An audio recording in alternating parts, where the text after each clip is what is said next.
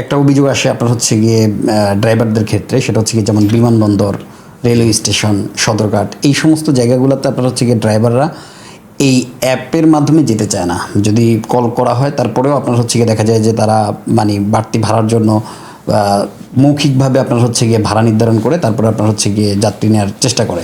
এই ব্যাপারে আপনাদের ইউনিয়ন বা আপনাদের সংগঠন কী ধরনের ভূমিকা নিচ্ছে? যে ভাই, এই সার্ভিসটা যখন ছিল না তখন আপনার হচ্ছে সিএনজি অটোরিক্সা বা ট্যাক্সি ক্যাবে চড়ছেন? হ্যাঁ, চড়ছেন।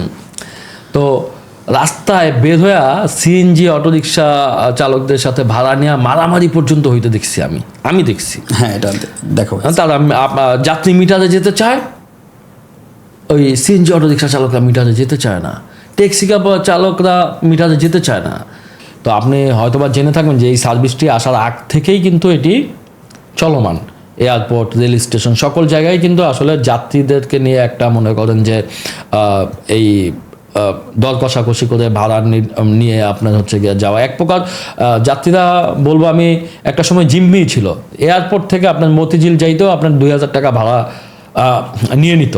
তো দেখেন এই অ্যাপ আসার পরে কিন্তু সেই কালচারটা কমছে। এখন যেটি আপনি বলছেন যে হ্যাঁ কিছু কিছু ক্ষেত্রে হয়তো বা কিছু কিছু চালকরা এটি করতে পারে বা করে, তো সেই জায়গা থেকে আমরা কখনোই এটার সাপোর্ট করি না।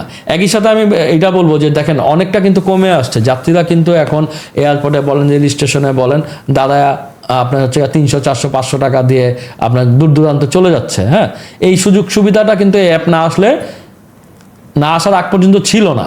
তো এইটিকে আরও সুন্দর এবং সুশৃঙ্খল করার জন্যই কিন্তু আমরা বারবার বলছি যে একটা স্বচ্ছ কাঠামো, যাতে যারা এখনো অ্যাপে নাই, যারা এই যে বাড়তি ভাড়া দাবি করতেছে, তারা হয়তো অ্যাপের ভাড়ায় সন্তুষ্ট না, এইরকম একটা বিষয়। তো এইগুলো যদি আসলে একটা সামঞ্জস্যপূর্ণ অবস্থানে আনা যায়, তাহলে কিন্তু এই বিষয়গুলো একদম আমি মনে করি যে একদম 0%-এ নেমে আসবে। এই যে এই সমস্যাগুলো একদম 0%-এ নেমে আসা পসিবল। তো তার জন্য হচ্ছে গিয়ে কোম্পানিগুলোকে আগে আসতে হবে, রাষ্ট্রকে আগে আসতে হবে, স্বচ্ছ ভাড়া কাঠামো দিতে হবে। তাহলে হচ্ছে গিয়ে সকলেই দেখা গেছে যে আমরা কিন্তু সর্বদা বলি যে আসেন আমরা অ্যাপে চালাই, আবার এও বলি যে অ্যাপে চালাই, আসেন অ্যাপটাকে ঠিক করি।